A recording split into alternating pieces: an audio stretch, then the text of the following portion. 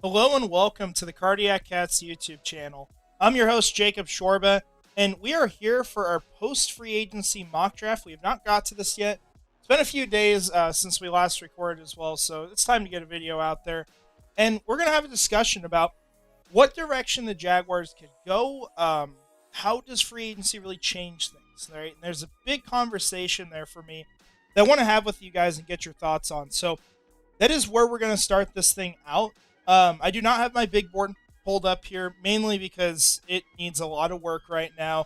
It's been a crazy last few weeks, and really beyond that, it's been pretty busy. I'm going to be moving next month, and it's got a lot of things going on in general. So it's been kind of hard to keep up with it, but hopefully we'll have a finished product at least by the draft. So that will not be up for this. But nevertheless, we know how we value these players, and we'll look through and find some good picks. So let's go ahead and start. Now, how we've started most of these, what we've done is when the video starts, you'll see there's already some picks in. And the reason why is because since Jacksonville picks at 5 this year, it is important for us to set up the simulator, at least in a way, to where it could be semi-realistic for how the draft order actually goes and who picks what. Now, the problem right now with the PFF simulator, which I feel like I mention every video this offseason I've used it, that there's problems with it, but Shedeur Sanders falls to the second round every mock draft. I don't know why, but that is how it's going right now, and that's even with the public board, so it makes no sense to me, but unfortunately that really throws off things, and so we are going to have to kind of work around that a bit. The way I think this is going to go before Jacksonville's pick, assuming that there is no trade up, there's no move made, I think pick number 1 is pretty well set in stone. I think most people would agree on that at this point, that Cam Ward is going to go to the Tennessee Titans. Where it gets interesting is the second pick with the Browns, because there's 3 options they could go with. They could draft one of Abdul Carter or Travis Hunter. That seems like the way most people have them going. Obviously, Myles Garrett came back, so there is the conversation of, is Abdul Carter still the favorite for them over a Travis Hunter? Now, they also look at Travis Hunter as a receiver. That's something they've said publicly. And, while I think that he's a great prospect on both sides of the ball, I do think he's a better corner than a receiver. Not that I would keep him off the field on offense or any of that. I've been pretty clear that I would play him both ways in the NFL. But that could be enough to where this probably still is Abdul Carter of those 2 players. However, the third option, and the way I think that they go, and it's not the pick here, but I think they're going to take Shedeur Sanders. And I could be wrong on that. This is not a 100% for sure pick right now. We don't know what's going to happen. But I do think there's a reason why Myles Garrett re-signed with the Browns. He has hinted that he knows what they're doing at quarterback. And I don't know if there's any player out there right now that Cleveland has had any interest in free agency that would tell you that's a plan I'm confident in, right? They're not going after Aaron Rodgers. Russell Wilson seems like maybe the top guy they'd be considering. That's still not something that's going to necessarily sell me. So, with Cleveland's pick, it comes down to me to Shedeur Sanders and Abdul Carter. And I think this ends up being Shedeur Sanders because you don't have a good quarterback on this roster. You have a big need there. And for all the knocks you can give Shedeur Sanders, I do think he's going to be a solid starter in the NFL. I do think this is someone who's going to keep a starting job, whether it's in one place or multiple. I think it will be with one team. I think he'll be a second contract guy, and I think he'll have a good career. But for the Cleveland Browns, a team that struggled to get quarterbacks, I just don't know how you pass it. It's my personal thoughts. I could understand, I guess, if you're going to go after just a great football player here, but with a legit quarterback prospect on the board and the situation that the coaches and the GM are in with the Watson contract failing, I think this is quarterback. So, that leaves us at pick number 3 and pick number 4. If you have quarterbacks going, it's going to be some variation of Travis Hunter or Abdul Carter, you would assume, it is possible the Patriots could deviate, pick offensive line. They could be in a position where they say, we need to help out Drake May the best we can, and we need to invest more on the offensive line. So that is an option. But why we have it stopped at 3? The reason why we have it stopped at 3 is because I've got kind of a somewhat new opinion on what I think the Jaguars should do, especially now that we've seen free agency. We know where the roster is. We've seen the kind of players they've acquired. And I think that what the team has done, and they made this very clear, and they've said it over and over, is they have raised the floor, right? You look across the roster, there's not really a whole lot of positions, if any, that I'm saying you don't have someone capable of starting, right? We're not going into the draft saying, well, crap, we don't have a legit tight end on the roster, or we don't have a cornerback on the roster. Things like that. There's an answer everywhere. Whether or not you love the answer, there are players on this roster to keep you from having to reach for a need or to force a position. So, because there is so much of that, and because so many of these players they've targeted are, we'll just put it like this, close to average in the NFL, it shifts the focus to where it's not really about quantity of draft capital to me anymore. It's about the quality. It's about the quality of the players you're bringing in. It is not going to elevate this roster to bring in a bunch of depth players or potential average starters, right? It's not going to do a ton. What is going to elevate the Jaguars roster is going after the blue chip type of players, the greats, the guys that when you think of the Jacksonville Jaguars, the guys that you want to be associated with this team. That's what I think is going to change the trajectory of the franchise. I do think that you will have an option for one of those players in number 5. And I think that will be Ashton Genton. And there are 3 players, let's make this clear, 3 players that I have as blue chip greats in this class. It's Travis Hunter, it's Abdul Carter, and it's Ashton Genton. You can factor in positional value any way you want, but those are blue chip players at their positions. And if I'm Jacksonville, if I'm picking at 5 or higher, I have to get a blue chip player. Otherwise, it's not worth it to me. I know a lot of people like Mason Graham.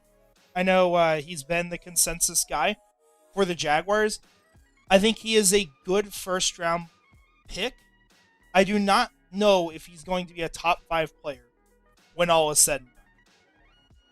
And that's not the type of guy that I would want to pick this high. That's the kind of guy I'd like to take in the teens, right? Around 13 or 14, or pick like that. I don't want to take that kind of player this high. And so it starts to become a question of, if you want to guarantee one of the best players in this class, what is the cost? How much more valuable are those players to you than who you're going to get at 5? And to me, I have Travis Hunter and Abdul Carter far enough above the field to where I would be willing to move a lot of capital to move up. Given where the Jaguars roster is, I'm an advocate for them. And I don't think this is like a future first. I'm going to make that clear. I'm not giving up a future first.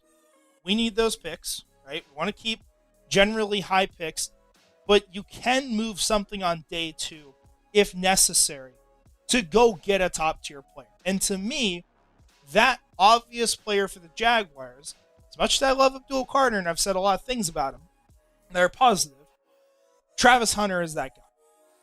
And so it's a question of, where do you need to trade up? In this scenario, we're going to assume quarterbacks are going at the top 2 picks, and that 3 is where this trade needs to happen.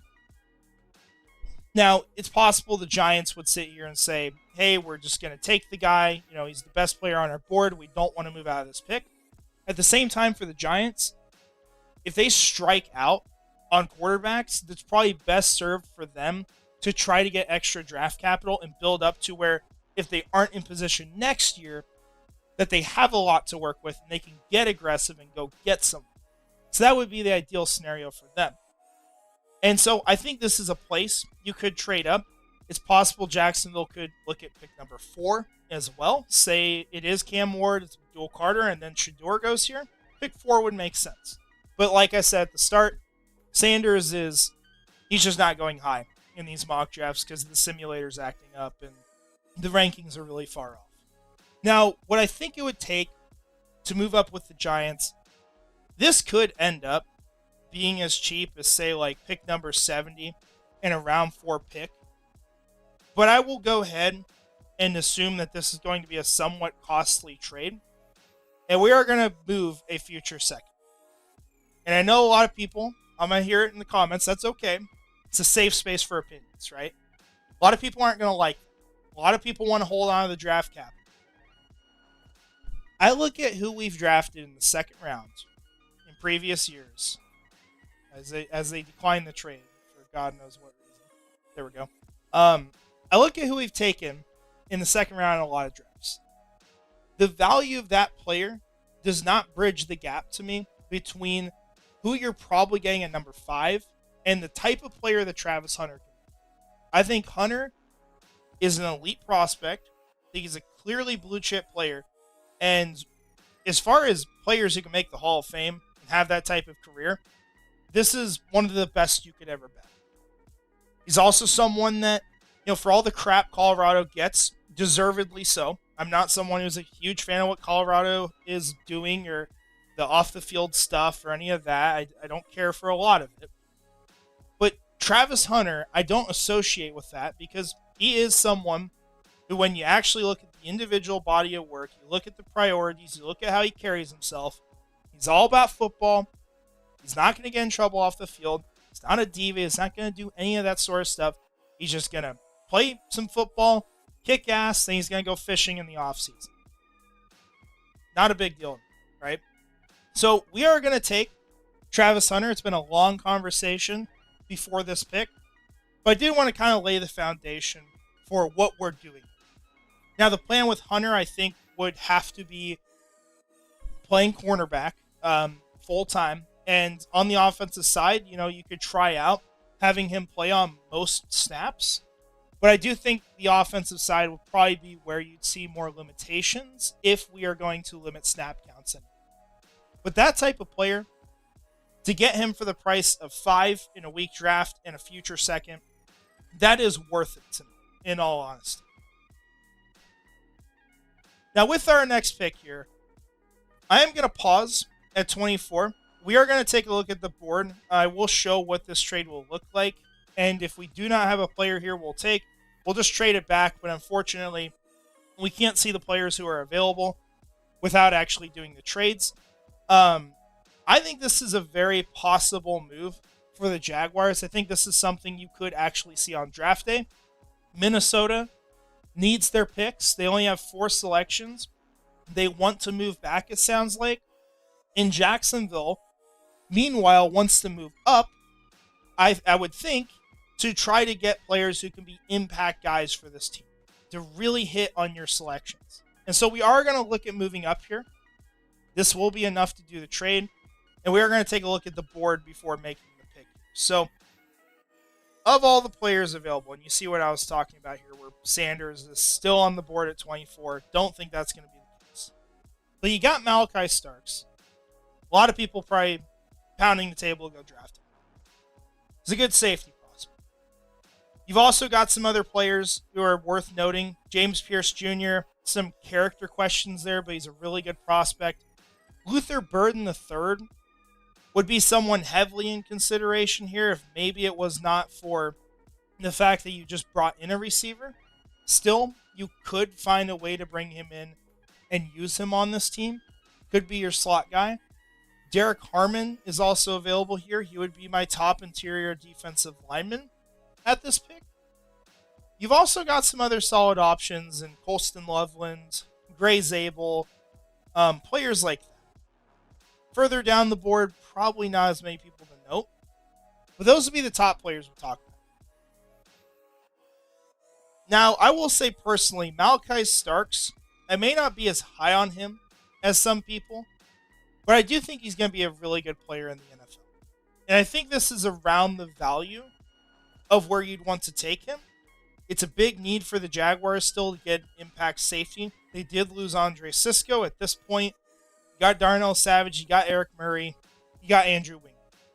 You could use a playmaker at that position. And so Starks here, of all the options, he would be the most enticing to me, alongside maybe someone like Derek Harmon, who I think could really help out the interior. But I also think for the Jaguars, the bigger need on the interior is ideally someone who can play more the nose tackle. Now, can you still use Derek Harmon? Of course you can. But Malaki Starks, we have not drafted him in any of these. He would be a good pick at number 24 for the Jaguars. So we are going to go ahead and do that. And some people may not like that. We trade up for a safety. But Starks is a really good prospect, and you're going to get a great player out of it. And once again, what we're shooting for is to try to go out and get great football players, to get impact guys who are going to be blue chip at their position. And that's as close as you're going to get to it at that pick. Now, pick number 7. Got some interesting names here. Arante Ursary, don't think he's available here. Same with Benjamin Morrison, unless something's really bad with the hip injury. And even if it is, not really an option here. We have cornerback very solidified with Travis Hunter, although that would be an awesome pairing of players. RJ Harvey is also sitting here. It's a little too early for me. Winston, a lot of the times he's the pick, right? But Winston also would be the second safety we've drafted. So, not going to be the guy here. Also a fan of Jalen Royals. You don't have as much of a need at receiver. I think the guy we're going to look at, and I have scrolled past him, so don't worry, but I think we're going to consider Wyatt Milum. So Milum has not got talked about a lot recently. He was an early favorite of ours. I think he made it into some of our mock drafts, at least on Twitter. But he is someone who, at the Senior Bowl, I don't think he was super impressive with the position change. Nevertheless, it is an environment where sometimes players just don't stand out. It doesn't mean they're bad at football. You go watch the film for Milum. He's an incredible run blocker. He's an impact player in that regard. He's a good pass protector as well. 0 sacks allowed in his career. So that's great stuff. The question is maybe more of the length for him, because he does come in with about 32-inch arms. So he is going to be someone who's going to kick inside. What's interesting now about the offensive line is that you do have answers across the board. And that's why, sometimes now you might see a mock draft we throw out there where offensive line isn't one of the picks, right? It doesn't really mean a whole lot to me anyway to pick one, with 142 and beyond. You're not going to get someone who's a starter most likely unless you find a specific prospect who's fallen far too long. But I think that it's possible that you don't get a guy like that early because you have addressed all these positions, whether or not you think they're the best solutions or not. But the guard position, you have one more year of Ezra Cleveland guaranteed. You'll have 2 of Makari. And so you could bring in Milum here and say, this is a damn good football player. He's going to have to transition. That's the big question. But we have a system where he's going to be able to do that this year. He's going to be able to prepare to play guard in the future. And we're going to train him up. And when he's available to start for this team, we're going to have a damn good run blocker and start to transform that part of the offense. So am I willing to take that kind of player here? The answer is yes. So Wyatt Milum, welcome back to a mock draft. Don't see your name that much anymore, but he is still a very good prospect. Now 107, honestly, probably going to go one of the same directions we've done before here, even though I could wait on the simulator and take someone else. But to me, the running back that makes the most sense for the Jaguars, just in my mind, is Kyle Monango, which he is here at 174. Watching his film reminds me a lot of Kyron Williams in the way he plays. Also gets comped to Blake Corum a bit, but he's just a really good, tough running back, hell of a pass protector. I think he's got some upside as a receiver as well. He's going to be one of those guys that could fall because he doesn't have the best athletic testing. Monangai is explosive. He does have these tap dancing skills with his running. He can make people miss in a phone booth. He is someone that if you get him on this offense, you get him running, he is going to get people fired up. He's going to set the tone. He's going to change the way that this team runs the ball. So Kyle Monangai, yeah, he may be a name that isn't going super high in drafts, but he is one of the biggest my guys in this class. And he is someone I want to get in Jacksonville. Because I think if you get him here, it is going to change your run game quite a bit. So he is going to be the pick in 107. You're going to have to put up with me until late April, and when he actually gets drafted, to stop seeing that pick. So far, we've given up a future second, but we've got Travis Hunter, Malaki Starks, Wyatt Milum, Kyle Monangai. We've got 4 picks left. We're going to take a look at the board and the way things are. I'll actually just keep this up so we can see what positions are worth targeting. Now, I do see one good option right off the bat. Technically, you could also say Quinn Ewers, although I don't think he's going to be here. Would be a nice developmental quarterback, but not a huge priority. They just did get Nick Mullins. Mitchell Evans, he got hurt this last year, and so you do see, I guess he was coming off, let me reword it. He's coming off injury, and that kind of impacted the way he played. He did get back up to form at the end of the season. Well, this is a player who, at the start of the cycle, he was a late first, early second kind of guy. Still got all that potential here. He's got some great hands, lot to work with. Definitely as a blocker as well. He's very ferocious in that part of things. I think he'd be a really good fit for this offense. The question is, of course, you have 3 tight ends already. You've actually invested a decent amount of money into them, or draft capital, because Hunter Long and Johnny Munt, I believe both, are making over $2.5 million, which is kind of shocking to me that they got that much, but it's really not a huge number.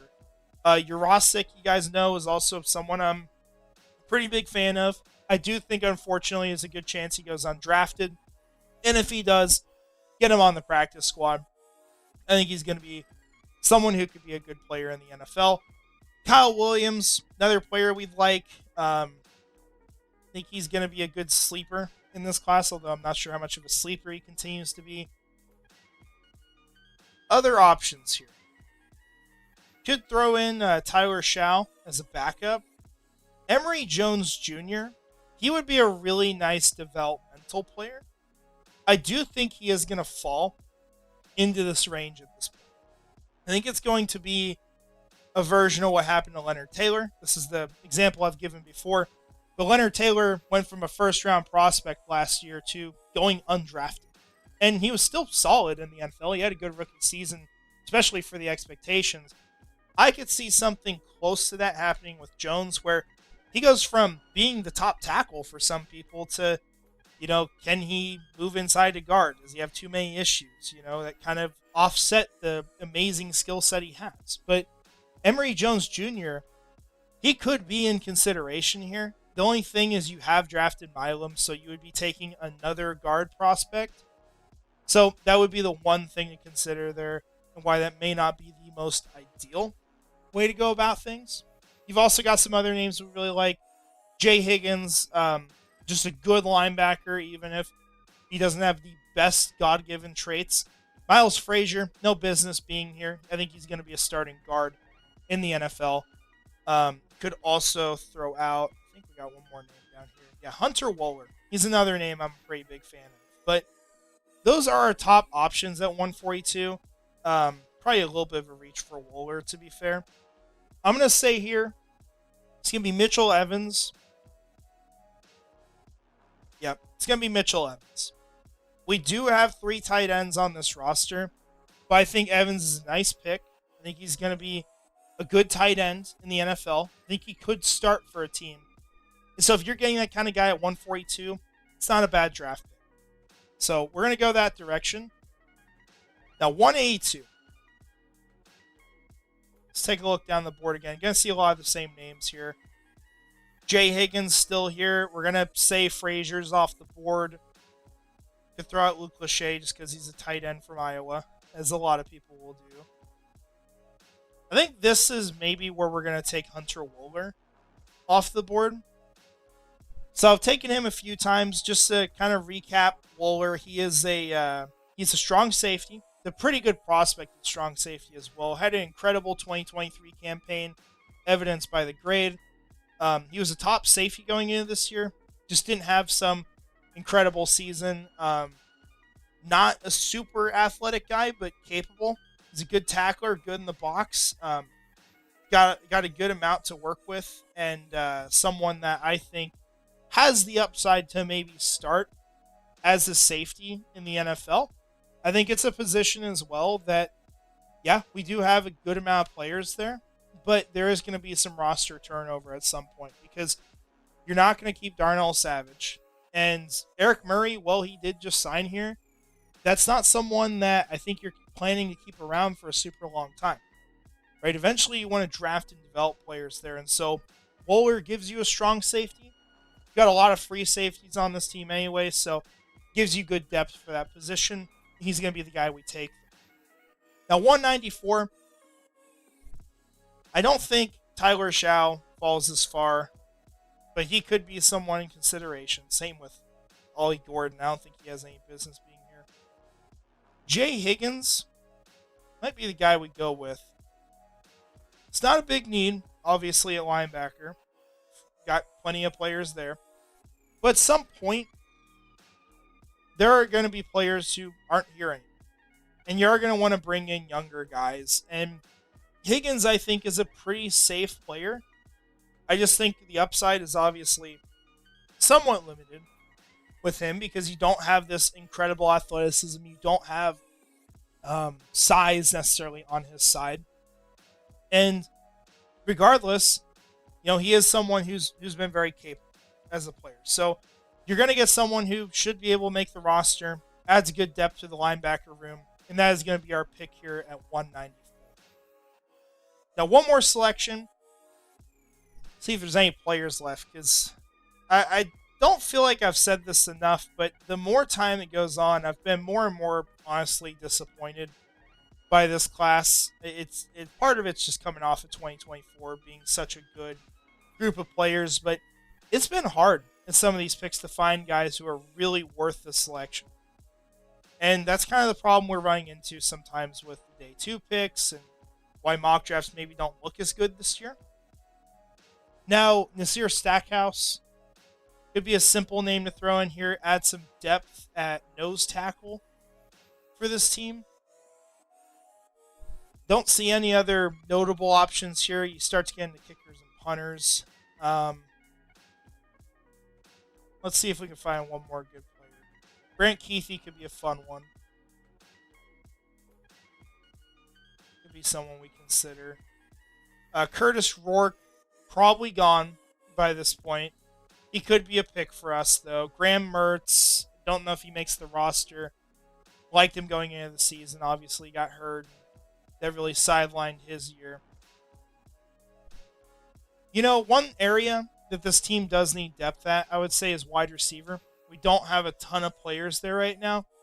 You let go of some guys. One name you could throw in just for the upside of the potential, what he could be. He was a big recruit in college. Was Theo Wees Jr.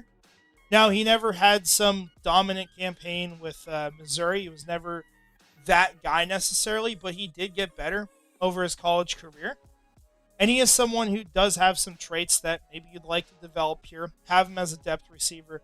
Be a solid addition to the team. So Theo Wees Jr., we're going to finish it out with him here. Get a new name in there, but someone who could be worth a selection at that point, especially considering the need for depth. So here is our final mock draft. Your final grade for the mock draft. Probably some of the best grades I've actually got from PFF, which means nothing at all. The questionable part, of course, with this is going to be the trade, right? Giving up a future second is quite a bit. But at the end of the day, considering the kind of players we've taken in the second round, and considering the upside of that, and really what's worked out there, what's the best player the Jaguars have taken? Maybe a Walker Little in recent years. Other names that they've taken would be Mason Smith. Brennan Strange would be another one. Could throw out Tyson Campbell technically, but he was like 33rd overall, so sort of basically a first rounder at that point. But my point is, the player that you're probably getting in the second, most years, I don't think there's enough value in that player to make up the gap from who you're taking at 5 to what Travis Hunter is. Now, I know some people may disagree with that, but I think Travis Hunter is that good of a prospect. And unfortunately, I'm not high enough on the other players in this class. And if they're good enough players, it ends up being a positional value question, right? With like Ashton Genty, for example. He might be the guy I would take at 5 for this team. Is a real scenario where that would be the case. But still, I think the value of Travis Hunter is just so much more that you're willing to give up a pick like this. And it makes sense for both sides, because then if the Giants were in this situation where they can't get their quarterback and they have to look to the future again, at least have the draft capital to go make a move down the road. So that was what we did here. And at the end of the day, if Travis Hunter is what he's supposed to be, if he's going to go out and have this Hall of Fame career like you hope, obviously, got to see how things play out, but he is a really damn good football prospect. If that were to happen, you don't care that he gave up a second-round pick. You're not thinking about that. So it's okay with me. And I'm very confident that he's going to be that type of player in the NFL. And then you have one more trade here with the Vikings. I think this is something that could realistically happen. Got a different name in here than usual, Malaki Starks. But just getting a really good playmaker on the back end. You've got two amazing additions to a secondary that a lot of it is not that much above average, if at all, in some places. So you're really giving yourself a boost there, maybe create some more turnovers. Getting Wyatt Milum in here to develop as a future guard for this team. Kyle Manungai as a potential starting running back down the road, I would say, but I'm also extremely bullish on him. Maybe that's not how it goes. And then just some really good depth players throughout the rest of this. So that is what we did here. Pretty happy with this one. I think it turned out well. Obviously, usually don't give up future draft picks, but this was one where I thought it was worth doing. So with that said, I want to thank you all for watching this video. I want to shout out our channel members as well. Premier Seer 904, Nightmare Eco, Gator John Bites, Ichi Wiener, Mr. Dolphin, Scrubber Ducky 500, Brian Foster, and Frangies. Appreciate you all watching. Let me know your thoughts on this conversation, because it's a conversation worth having. Is it worth it to give up a valuable pick, even if not a first rounder, a valuable pick in the future, to guarantee that you get a player that's probably not going to be there at 5, basically not going to be there at 5, that could be a franchise cornerstone and be one of the best in franchise history if he's everything he's supposed to be? I think it's a question worth asking. It's a good conversation to have. I would love to hear you guys' thoughts on it. So thank you all for watching. Hope you have a great rest of your day. Let me know your thoughts. And finally, go Jags.